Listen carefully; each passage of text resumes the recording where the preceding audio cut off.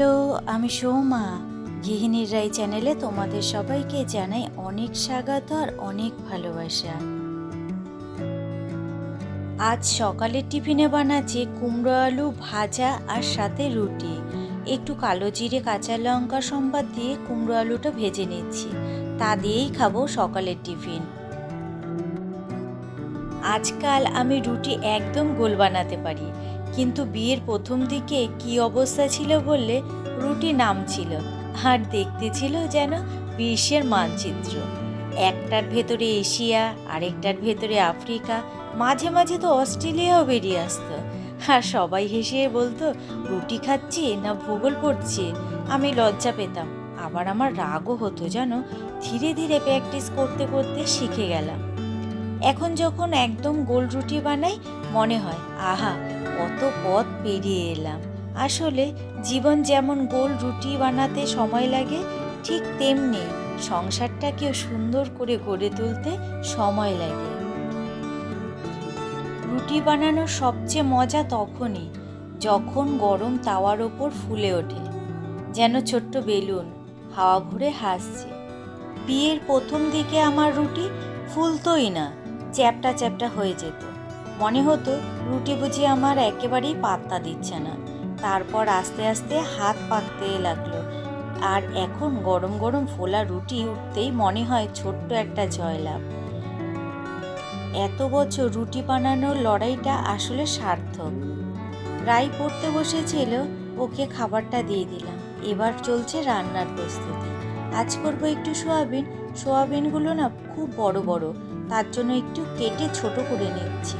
ছোট সোয়াবিনই বেশিরভাগ খাই, কিন্তু এবারে বড়টা দিয়ে দিয়েছে, তাই বড় সোয়াবিনটা দেখো কত বড় বড়। এর মধ্যে না মশলাপাতি ঢোকে না কিছু, তার জন্য ভাবলাম একটু ছোট ছোট করে কেটে নিই। চলো এবারে এগুলো তো প্রায় কাটা শেষের দিকে, এবারে গিয়ে রান্নাটা করি। আজকে সয়াবিনের তরকারি করব, আর কি করব দেখি, এখনো পর্যন্ত কোনো ঠিক নেই। আগে থেকে যদি রান্নাবান্না কি করব সেটা ঠিক করে না রাখি না, তাহলে আর রান্নাটা করতে গিয়ে দেরি হয়ে যায়। পাশে ভাত বসিয়ে দিয়েছি, আর এখানে সয়াবিন আলুটা একটু ভাজা বসিয়ে দিয়েছি।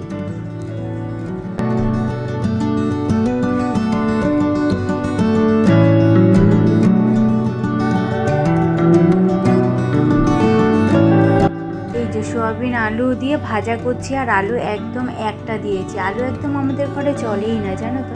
আর একটা জিনিস লক্ষ্য করেছো, দেখেছো আমি চুল কেটে ফেলেছি। কালকেই আমি চুল কেটেছি, অনেকটা বড় হয়ে গেছিলো। এত বড় চুল আমার ভাল লাগছিল না, তাই কেটে ওটাকে ছোট করে ফেলেছি। অনেকটাই ছোট করে ফেলেছি। এখন জানো তো খোপা হচ্ছে না ছোট করাতে, তাই চুল এইভাবে বেঁধে রাখতে হচ্ছে। ভাতও এদিকে হয়ে গেছে, ভাতের তাই মাঠটা ঝরিয়ে নিচ্ছি। আর এদিকে সোয়াবিনের মশলাটা এখনও করা হয়নি, ভাজাটা হচ্ছে। এদিকে সোয়াবিনের মশলাটা করে ফেলবো এখন। দেবো বড় বড় দুটো টমেটো। সোয়াবিনে না আমার একটু টমেটো বেশি লাগে। আর দেবো তোমার আদা কাঁচা লঙ্কা দিয়ে একটু বাটা করে নেব। তারপর ওর মধ্যে জিরের গুঁড়ো, হলুদ গুঁড়ো সব কিছু দিয়ে তারপরে রান্নাটা করব একবারে।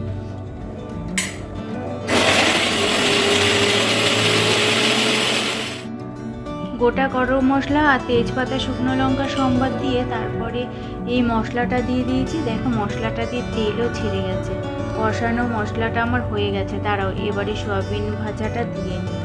এই যে সয়াবিনটা ভেজে রেখেছিলাম, এবার এটা দিয়ে নিই। দুবেলারই সয়াবিনের তরকারি করছি একবারে, রাতে আবার কি করব না করব। আর রাতে তো রুটি খাওয়ার ইচ্ছে আছে, এর জন্য সয়াবিনটা দিয়েও খাওয়া যাবে। আর এই দেখো কাণ্ড, দেখেছো নিজেও মেখেছে, আবার আমার জন্য ফ্রিজের ওপর রেখে দিল।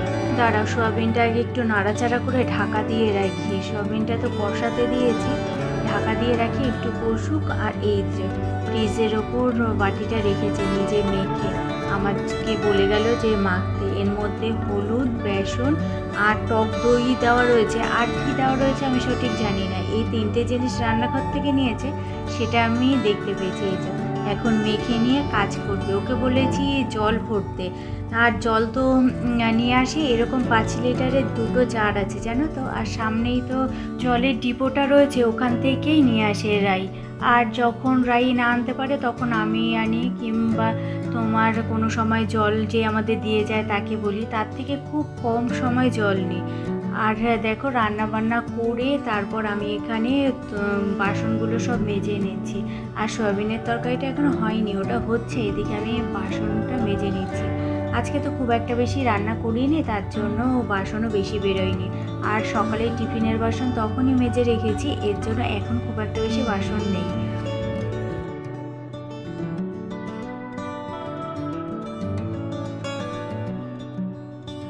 এই যে সয়াবিনের তরকারিটা এখনও কষছে, আর একটুখানি নাড়াচাড়া দিয়ে নিই, দাঁড়াও, এটা নাড়াচাড়া দিয়ে আবার ঢাকা দিয়ে রেখে দেবো। সয়াবিনের তরকারি না আমি সবসময় নিরামিষ রান্না করি, কারণ আমরা নিরামিষটাই পছন্দ করি বেশি।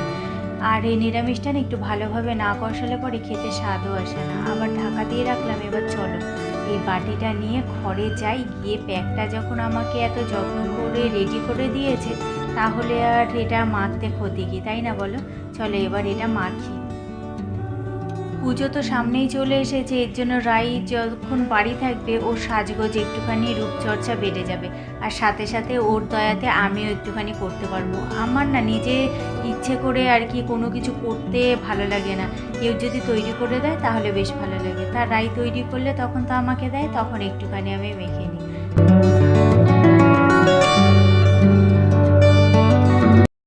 সামনেই তো পুজো, তাই ঘরোয়া প্যাকটা মুখে মেখে বসেছি। আসলে পার্লারে যাওয়ার সময় কোথায়, আর এত খরচ করতে ইচ্ছাও করে না। মা ঠাকুমাদের টিপস সবচেয়ে ভরসা। একটু বেসন, একটু দুধ আর এক চিমটে হলুদ, এইটুকুতেই ত্বক একদম ফ্রেশ লাগে। প্যাকটা মাখলেই ছোটবেলার কথা মনে পড়ে যায়। পুজোর সময় বিয়ের আগেও ঠিক এইভাবেই যত্ন নিতাম।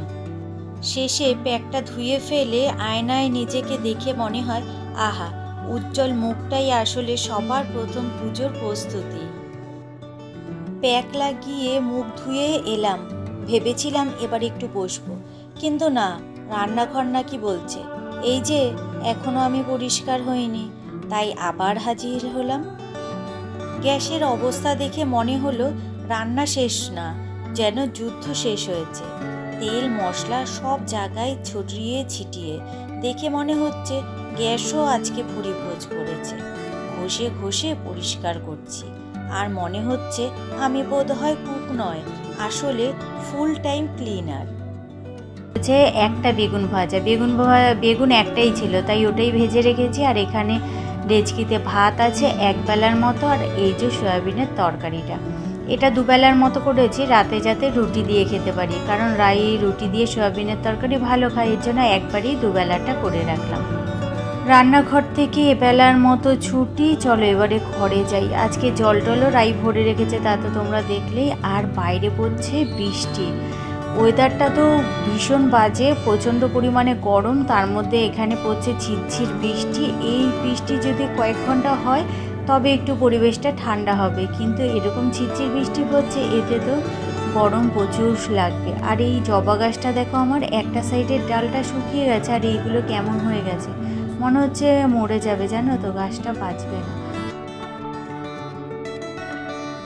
তাহলে চলো আজকের মতো ভিডিওটা এখানেই শেষ করছি। দেখা হচ্ছে তোমাদের সাথে অন্য কোনো দিন অন্য কোনো ব্লগের সঙ্গে। তোমরা সবাই ভালো থেকো, সুস্থ থেকো আর সাবধানে থেকো। আর যদি ভিডিওটা ভালো লেগে থাকে তাহলে প্লিজ একটা লাইক করো আর সাবস্ক্রাইব করে আমার পাশে থেকো। তাহলে চলো আজকের মতো টাটা।